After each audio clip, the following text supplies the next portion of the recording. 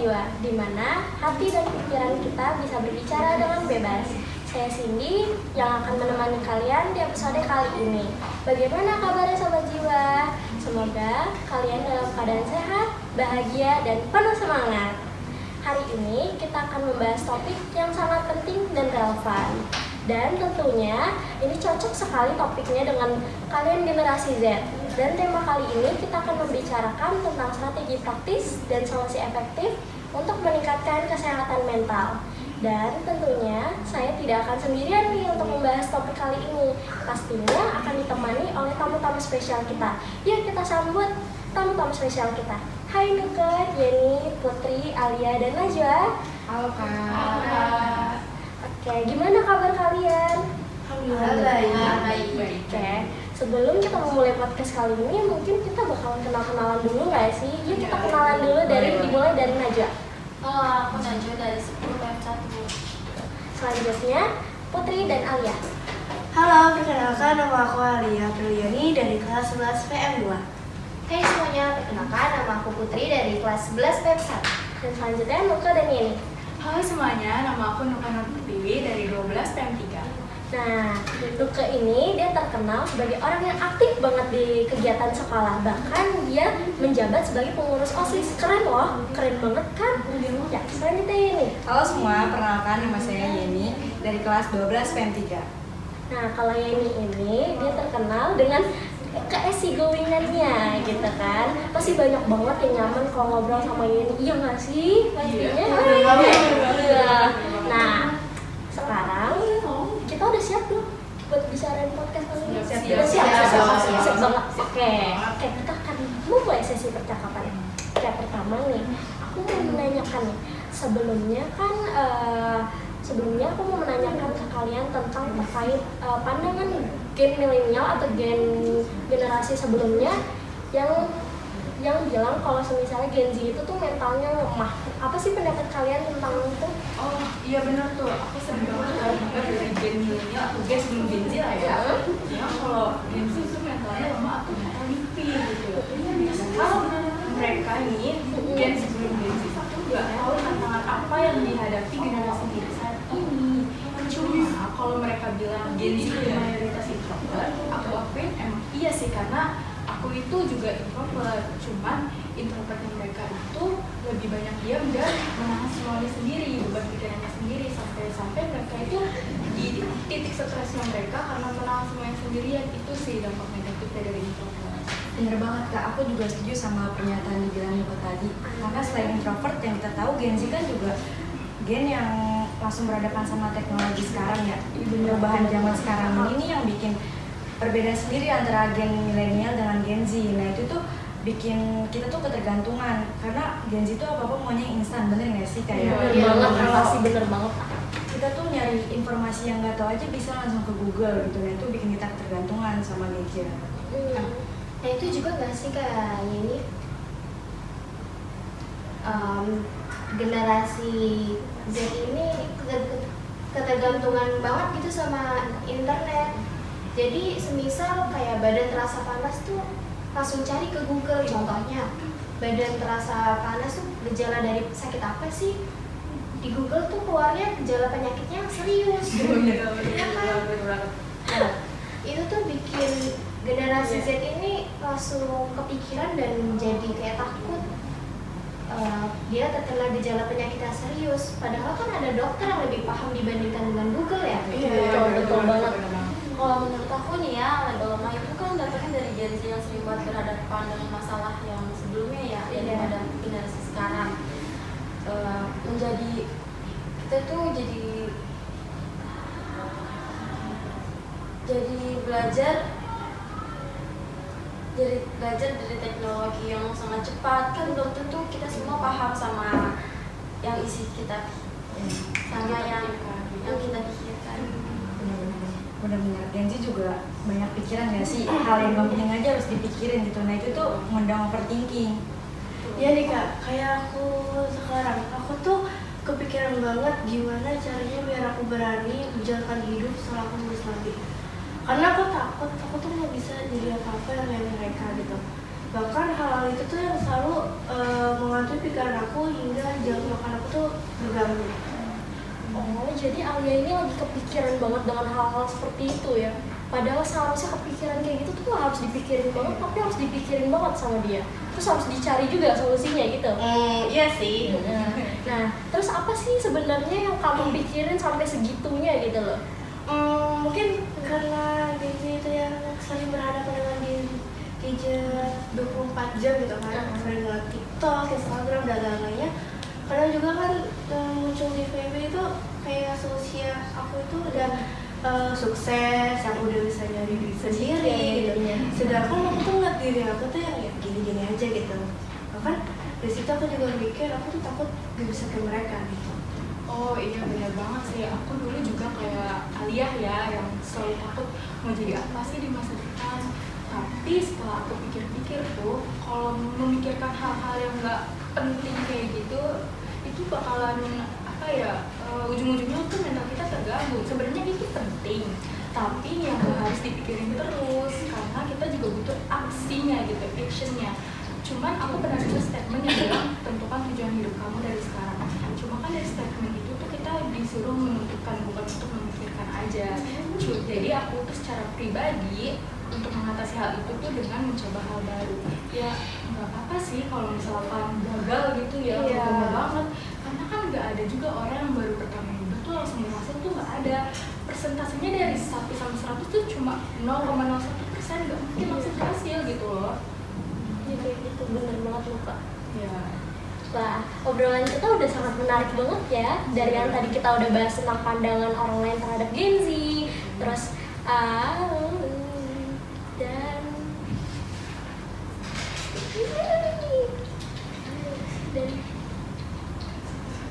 pokoknya itu kan. Nah, yang mencoba yang kayak gitu kan. Terus juga tadi kan Putri dan Alia sempat menyinggung kan ya tentang bagaimana sih kalian tuh kayak punya tertekan dengan kondisi saat ini. Ya cara ngatasinnya gimana sih? Kalau dari aku sih ya Kak, untuk cara ngatasin tekanan ini tuh aku kadang butuh dukungan gitu dari orang sekitar. Pastinya juga bimbingan yang jelas sih. Misalnya, aku tuh butuh tahu langkah-langkah yang konkret untuk mencapai apa yang aku inginkan. Kadang aku juga perlu ruang untuk berekspresi untuk mencapaikan apa yang kurasakan tanpa takut dihakimi sih. Aku juga sama sih kayak Putri. Aku juga butuh tempat, butuh seseorang yang bisa aku ajak ngobrol, yang setidaknya yang bisa nukar pikiran lah sejenak gitu sama dia, tanpa harus rasa malu gitu, tanpa harus kayak aku takut minder nih kalau aku cerita kayak gini gitu kan. Padahal dari cerita kita ke seseorang tuh kita bisa belajar dari pengalaman seseorang dan kita bisa dapatkan wawasan yang baru gitu. Kalau dari aku nih Kak Cindy, kalau aku tuh kayak meluangkan waktu kosong untuk hal-hal yang aku suka seperti membaca buku, olahraga, itu juga jadi buat hidup aku jadi lebih teratur dan tidak rasa stres. Aku juga lebih semangat buat mencari orang untuk teman aku, untuk mencari teman sama guru yang bisa aku ajak berbicara apa yang aku rasakan dan aku nggak merasa sendirian. Jadi intinya Putri, Alia, dan Najwa harus mempunyai dukungan dan bimbingan secara jelas ya. Nah, Nuka dan Yeni kan kalian ada di tingkat akhir SMK nih. Mungkin aja kalian bisa mengasih tips atau saran ke mereka-mereka. Tentunya ada Kak, karena kan aku juga pernah ada di posisi teman-teman ya. Salah satu cara yang aku lakuin itu ya aku punya rutinitas yang teratur, karena dengan punya rutinitas yang teratur aku bisa lebih fokus dan gak mikirin hal yang gak penting gitu. Misalnya aku bikin to-do list harian, nah itu tuh ngebantu banget buat aku buat fokus apa nih yang harus aku lakuin selanjutnya. Jadi aku gak perlu mikirin hal yang penting, dan itu tuh ngebantu aku buat tetap produktif dan mengurangi overthinking. Ya, aku setuju banget sama yang Yeni bilang ya. Terus selain itu, aku juga mementingkan keterbukaan terhadap seseorang. Emang sih awalnya tuh emang gak mudah ya untuk kita yang cenderung introvert ini untuk membuka diri sama orang, dia kayak susah banget gitu. Mau cerita sama orang nanti dia cepu atau apa gitu. Trust issue pasti ya kan ke orang. Tapi dengan cara berbagi cerita ke keluarga atau teman dekat singkat itu kan bisa mengurangi beban pikiran kita ya. Jadi kita nih yang harusnya banyak beban pikiran, terus kita pakai cara kita cerita ke orang lain, itu kan bisa mengurangi dan nggak jadi stres sendirian gitu. Nah, jadi Nuke dan Yeni ini menekankan untuk adanya keterbukaan dan rutinitas yang baik ya. Itu kedua hal itu memang krusial banget sih. Nah, untuk kalian bertiga ini, kalian bisa menerapkan hal yang tadi Nuke dan Yeni bilang nggak? Kalau aku sih Kak, aku bisa menerapkan yang tadi disampaikan Kak Yeni, yang kayak bikin to-do list harian itu bisa membantu aku banget untuk tetap fokus dan nggak mikirin hal yang aneh-aneh. Dan itu juga bisa membantu aku bisa lebih terbuka sih, meskipun butuh waktu yang cukup lama untuk merasa nyaman gitu. Kayaknya aku akan memulai terbuka dengan seseorang yang pastinya yang aku percaya untuk sekedar teman ngobrol gitu, untuk memberikan perspektif baru. Kalau aku nih ya Kak, aku sering lihat teman-teman aku udah tahu masa depannya mau kemana, sedangkan aku masih di sini aja. Kadang aku nggak mau fokusin sama apa yang mereka lakuin. Terus aku juga punya kesukaan sendiri. Apa yang aku suka itu kayak ikut eskul di sekolah, ikut organisasi. Terus aku banyak bertanya sama kakak kelas, sama guru, apa yang pengalaman mereka. Wah, bagus sekali Putri, Alia, dan Najwa. Dengan cara menempatkan hal-hal baik yang kita bisa lakuin dengan baik dan menempatkan diri kita untuk mencari orang-orang yang bisa mendukung kita, itu adalah hal yang sangat baik. Dan juga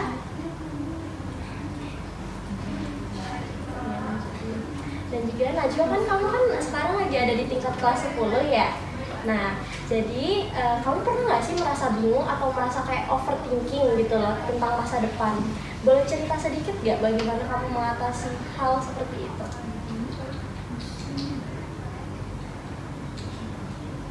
Nyalakan baris ya? Nyalakan baris. Enggak, enggak. Kalau aku sih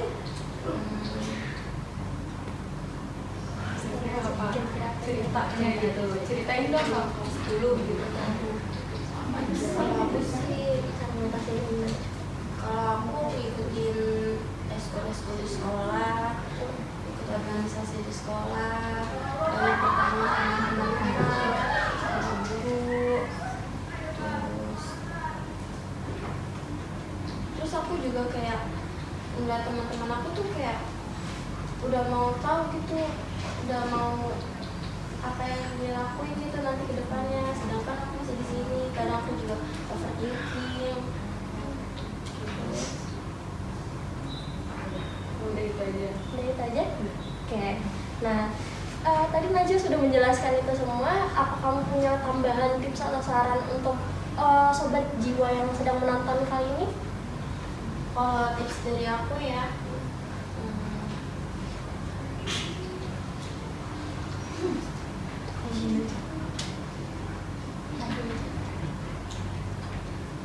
oh iya, kalau tips dari aku berani mencoba. Jangan takut untuk gagal, apalagi takut untuk berekspektasi. Semua orang itu pasti punya jalannya masing-masing dan prosesnya masing-masing. Dan jangan takut untuk gagal. Wah, bagus sekali Najwa. Oh iya, nah terakhir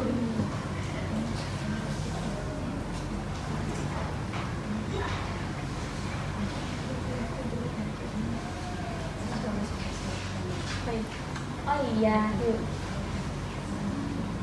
bukan solusi. Oh iya, Putri dan Alia mungkin bisa bertanya ke Yeni dan Nuke tentang hal-hal yang mungkin kalian ingin tanyakan, karena kan Nuke dan Yeni kan sekarang dia di tingkat kelas 12, tingkat tinggi biasanya. Oh ya, aku nanya gimana sih cara penyelesaian seseorang yang selalu takut salah untuk mencoba hal-hal yang baru, itu kan termasuk penyebab terjadinya kegagalan. Ya mentalnya tuh terganggu gitu. Iya, aku nih punya nih saran buat Putri atau orang-orang lain di luar sana ya yang punya permasalahan sama seperti Putri.